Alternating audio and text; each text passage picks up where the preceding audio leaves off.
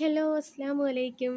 ഞാൻ ഇന്ന് ഈസി ആയിട്ടുള്ള ഒരു ക്യാബേജ് മെഴുക്ക് പുരട്ടിയായിട്ടാണ് വന്നിരിക്കുന്നത്. അപ്പോൾ നമുക്ക് എങ്ങനെയാണെന്ന് നോക്കാം.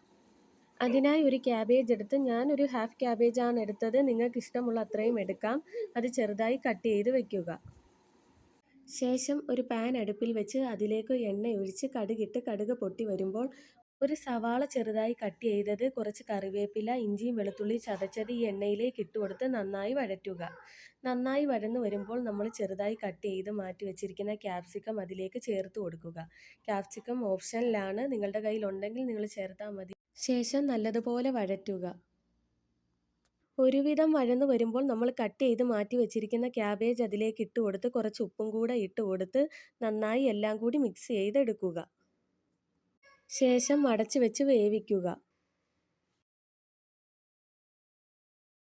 ഇനി നമുക്ക് പൊടികൾ ചേർത്ത് കൊടുക്കാം. അതിനായി 1/4 ടീസ്പൂൺ മഞ്ഞൾപ്പൊടി, 1/2 ടീസ്പൂൺ കാശ്മീരി ചില്ലി പൗഡറും കൂടെ ചേർത്ത് നല്ലതുപോലെ മിക്സ് ചെയ്ത് അടച്ചു വെച്ച് വേവിക്കുക. അങ്ങനെ നമ്മുടെ ടേസ്റ്റി ആയിട്ടുള്ള ക്യാബേജ് മെഴുക്ക് പുരട്ടി ഇവിടെ റെഡി ആയിരിക്കുവാണ്. എല്ലാവരും ട്രൈ ചെയ്ത് നോക്കുക. അപ്പോൾ എൻ്റെ വീഡിയോ ഇഷ്ടമായെങ്കിൽ എല്ലാവരും ലൈക്കും സബ്സ്ക്രൈബും കമൻറ്റും ഷെയറും ചെയ്യുക. അപ്പോൾ നമുക്ക് നെക്സ്റ്റ് വീഡിയോ ആയി കാണാം. അതുവരെ ഓക്കെ, ബൈ, അസ്സലാമു അലൈക്കും.